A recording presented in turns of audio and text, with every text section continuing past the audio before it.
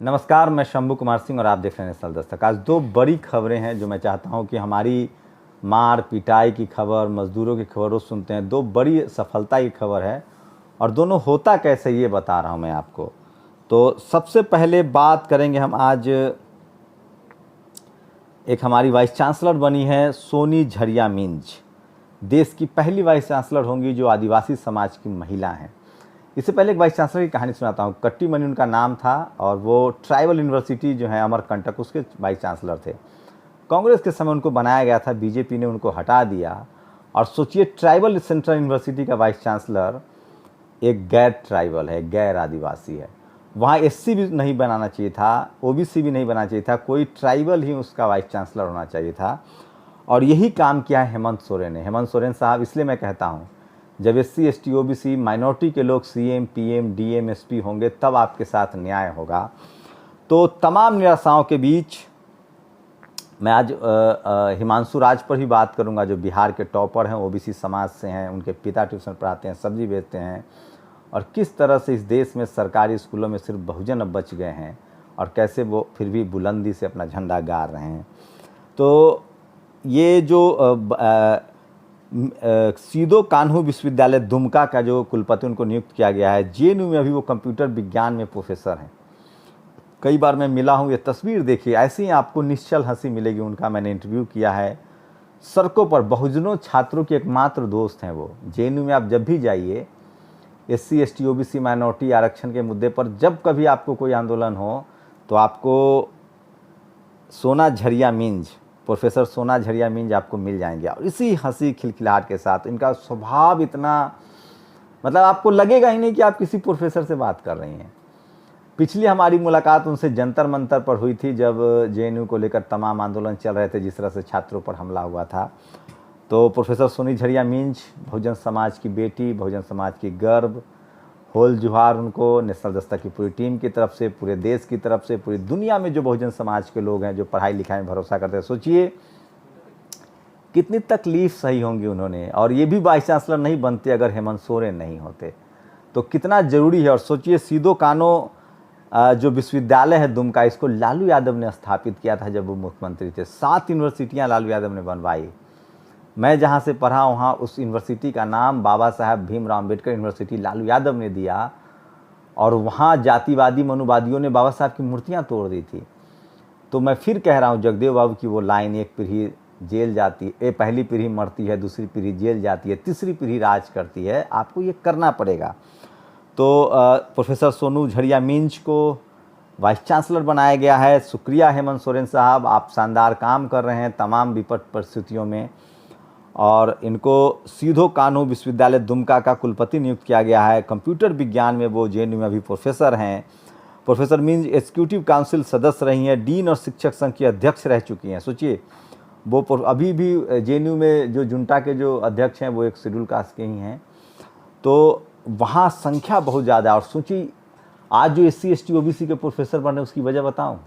सुखदेव थोराट, वो खुद schedule caste से थे। वो जब वो यूजीसी के डायरेक्टर बने ग्रांट यूनियन कमीशन का, तो उन्होंने एक नियम बनाया था कि अब जब भी इंटरव्यू होगा, पहले पता है एससी एसटी ओबीसी के कैंडिडेट को कहते थे नॉट फाउंड सुटेबल। जैसे अभी 10,000 मेडिकल की सीटें जनरल को ट्रांसफ़र कर दिया 3 साल में। ये सब कांग्रेस की देन है, ये सब मत कहिएगा। कांग्रेस बहुत महीन जातिवाद चलाती थी। और सोचिए, कांग्रेस के जातिवाद ने ही सब जगह मनुवादी ब्राह्मणवादी को ना रख दिया। हर इंस्टीट्यूशन में आप देखिएगा जातिवादी ब्राह्मणवादी मनुवादी लोग जो बैठे हुए हैं, और जो आज बीजेपी आरएसएस के गोद में चले गए और कांग्रेस के खिलाफ हो गई। सबकी नियुक्ति कांग्रेस की हुई है। इक्का दुक्का फैसले छोड़ दीजिए जो बहुजन समाज के हिस्से में आया।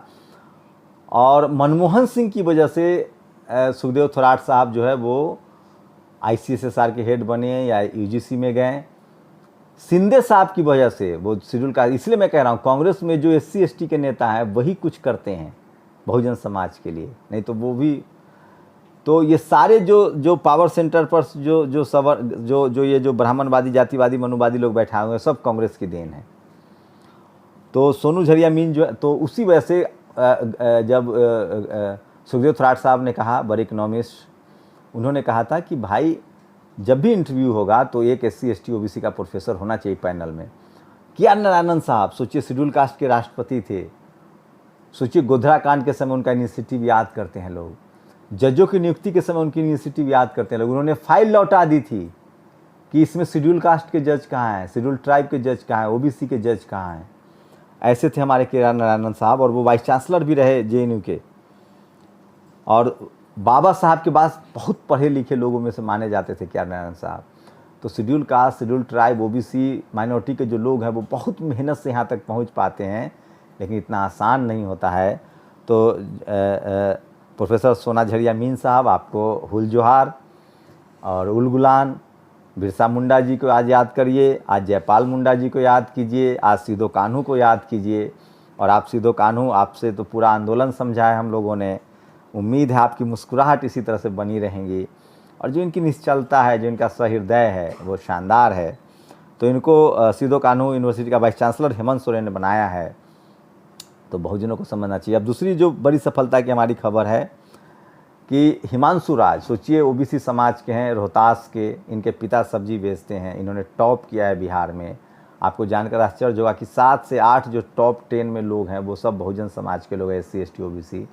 लेकिन एक विडम्बना भी है कि अब सारे प्राइवेट स्कूल में जो है वो ताकतवर लोग पहुंच गए हैं। अब सरकारी स्कूल इसलिए रतनलाल जी की एक लाइन कहते हैं कि सरकारी स्कूल तब तक अच्छा था जब तक सबको पढ़ना था। अब जैसे ही प्राइवेट स्कूल में सब चले गए तो सरकारी स्कूल में किताब हटा के थाली पकड़ा दिया गया। अब SC ST OBC और सरकारी स्कूल बर्बाद किए जा रहे हैं, और सरकारी स्कूल बर्बाद हो जाएंगे, मदरसे बर्बाद हो जाएंगे, तो फिर SC सोचिए हम लोग बोरा चट्टी के स्कूल पर पढ़ें तो कैसे गिरते पड़ते, काम करते, खेत में बकरी चराते, गाय पालते, भैंस चराते, हल जोते, ग्रेजुएशन किया, फिर MA किया, यहाँ तक पहुँचे। अगर हमारे लिए स्कूल नहीं होता तो हम GD गोयनका, सरदार पटेल संस्कृति स्कूल में कहाँ पहुँच पाते साहब। हमारे घर में खाना नहीं था। मदरसा हो, सरकारी स्कूल हो, इन सब की बहुत ज़रूरत है, क्योंकि आप गिरते पड़ते, पास फेल होते, कम से कम ड्रॉप आउट ना हो। बस आपका ड्रॉप आउट होंगे तो आप चले जाएंगे, वहाँ तक पहुँचते हैं, और फिर जब समझ बढ़ती है तो आप आंदोलन में हिस्सा लेते हैं। तो हिमांशु राज जैसे लोगों को आप प्रोत्साहित कीजिए। और सरकारी स्कूल को इसलिए जानबूझकर बर्बाद किया गया कि SC ST OBC के लोग पढ़ ना पाए, और अब वही फार्मूला अपनाया जा रहा है कि सरकारी कंपनियों को बर्बाद किया जा रहा है, चाहे नवरत्न कंपनियां हो, सेल हो, गेल हो, वेल हो, सरकारी कंपनियों को बेचा जा रहा है, ताकि जो बहुजन समाज अपलिफ्ट हुआ था उसको नौकरी करने का मौका न मिले। आरक्षण लागू न रहेगा, बांस न बजेगी बांसुरी। न सरकारी कंपनियां रहेंगी, न सरकारी अस्पताल रहेगा, न सरकारी स्कूल रहेगा, न सरकारी हॉस्पिटल रहेंगे, न सरकारी कंपनियां रहेंगी, तो नौकरी आरक्षण देना ही नहीं पड़ेगा। प्राइवेट में किनका कब्जा है वो जानते हैं। लेकिन आज कोरोना जैसी महामारी में देखिए कि कौन लड़ रहा है आपके लिए। बहुजन डॉक्टर मोर्चे पर कौन है? सर्वे कर लीजिए हर अस्पताल में, सरकारी डॉक्टर, सरकारी पुलिस, सरकारी ट्रांसपोर्ट, सब मदद कर रहे हैं आपकी, वो खड़े हैं। इसलिए मैं कह रहा हूँ कोई देश तभी मजबूत होता है जब सरकारी संपत्ति सलामत रहे। रेल काम कर रहा है लेकिन चलाने वाले कौन लोग हैं? तो इसलिए मैं कह रहा हूँ ये समझना पड़ेगा आपको कि बहुजन समाज के हिस्से में, इसलिए बाबा साहब ने एक जो मजबूत भारत का सपना देखा था, उसमें सोशलिज्म था, उसमें सरकारी कंपनियां थी। तो इसलिए मैं कह रहा हूँ ये दो बड़ी खबरें थी बहुजन समाज के लिहाज से जो मैं चाहता था कि आपसे शेयर करूं। खुश हूँ, और सोनू झरिया मीन जी को और हिमांशु राज को बधाई। और मैं फिर कह रहा हूँ सफलता कोई पिछले अगले जन्म का कर्म नहीं है, सफलता कोई मंत्र पढ़ने से नहीं आता है। सफलता के लिए मेहनत करनी पड़ती है, और मेहनत के लिए बैकअप होता है। फुले साहब याद आते हैं, विद्या बिन गति गई, गति बिन मति गई, मति बिन व्यापार गया, व्यापार बिन तुम शूद्र कहलाए। अगर आपके पिताजी मैट्रिक पास हैं तो आप BA करेंगे, आपका बच्चा MA करेगा, PhD करेगा। सुधार एक प्रक्रिया। सोचिए आज़ादी के समय जब आपको पढ़ने नहीं दिया जा रहा था, जिनके पिताजी मास्टर थे आज उनके बेटा IAS, कलेक्टर, DM, SP हैं। तो ये सब कहानी जो फैलाई जाती है ना कि फलना गुदरी के लाल। सोचिए जो हिमांशु राज है उनके पिता पढ़े लिखे हैं, वो कुछ नहीं कर पाए तो उन्होंने अपने बच्चे को आगे पढ़ाया। वो ठीक वैसे ही जैसे अगर आप अमिताभ बच्चन के बेटा हैं तो 25 फिल्में फ्लॉप हो जाए फिर भी हीरो बन सकते हैं। ये लागू बहुजन समाज पर भी होता है। रामविलास जी के लड़का फिल्म में नहीं सफल हो पाए तो नेता है, लालू जी का लड़का फिल्म में सफल नहीं हो पाए तो नेता है, अखिलेश जी क्रिकेट माफ़ कीजिए तेजस्वी क्रिकेट नहीं खेल पाए तो ये जो फैमिली बैकग्राउंड है ना, ये बहुत ज़रूरी है। ये जो सोशल संपत्ति है ना, ये बहुत जरूरी है। ये हर सब जनरल कैटेगरी के लोगों के साथ ये है, उनके पास फैमिली बैकग्राउंड भी है और सोशल संपत्ति भी है। बहुजन समाज के पास ये नहीं है। सोचिए, मैं अपने घर का पहला ग्रेजुएट हूँ, मेरे पिताजी स्कूल नहीं गए, मेरी माँ स्कूल नहीं जा पाई। तो मैं, ये सुधार एक प्रक्रिया है और इस प्रक्रिया में हम पीढ़ी दर पीढ़ी पीछे हैं। इसलिए मैं कह रहा हूँ कि इसीलिए भागीदारी है, इसीलिए रिजर्वेशन है कि सबको बराबर मौका मिले।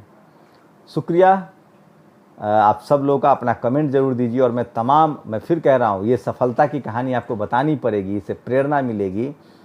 ये मीडिया अखबार आपको आपकी सफलता की कहानी नहीं बताता है, वो सिर्फ आपकी तकलीफ, मार पिटाई की खबरें बताता है ताकि आप डरे सहमे रहें। आपके संघर्ष की कहानी है ये, आपकी सफलता की कहानी है, इसको भी एंजॉय कीजिए। और सोनू झरिया मींज को बधाई दीजिए एक लौती महिला आदिवासी वाइस चांसलर बनने पर, और हेमंत सोरेन को बधाई दीजिए इतना शानदार फैसला पर। बहन जी ने ही काम किया था यूपी में जब वो मुख्यमंत्री थीं, और कई शानदार यूनिवर्सिटी बनाई, गौतम बुद्धा यूनिवर्सिटी। लेकिन हमारे लोगों के खिलाफ मीडिया किस तरह से चोर कहा दिया जाता है, लालू यादव, मुलायम सिंह। आज किसी ने लिखा है, अजय कबीर ने, कि जो वामपंथी होते हैं वो भी नेहरू की तारीफ़ करते हैं, वाजपेयी की तारीफ़ करते हैं, लेकिन उनको कहिए कि मायावती, मुलायम सिंह यादव, अखिलेश यादव, तेजस्वी यादव, हेमंत सोरेन, शिबू सोरेन की तारीफ़ कर तो सांप सूंघ जाता है। तो मैं फिर कह रहा हूँ, इस देश में जातिवाद जो है वो इस देश का अंतिम सच है, और इसकी इलाज बाबा साहब ने संविधान में किया। SC, ST, OBC माइनॉरिटी, और अपने अधिकारों के लिए सचेत रहिए, नहीं तो आप मजबूर होंगे, मजदूर होंगे, तूफान में भी मरेंगे आप, भुखमरी में भी मरेंगे आप, बाढ़ में भी मरेंगे आप, लॉकडाउन में भी मरेंगे आप, क्योंकि गरीबी जो है वो इस देश में जाति देखकर आती है। आपकी क्या प्रतिक्रिया दीजिए। शुक्रिया। नेशनल दस्तक की आपसे गुजारिश है कि अगर इसको बचाना चाहते हैं तो नेशनल दस्तक को सब्सक्राइब करने के लिए रेड कलर के सब्सक्राइब बटन को दबाएं, फिर बेल आइकन की घंटी दबाएं। नेशनल दस्तक को बचाने के लिए बहुत जरूरी है कि हर खबर को शेयर करें, लाइक करें, कमेंट जरूर करें।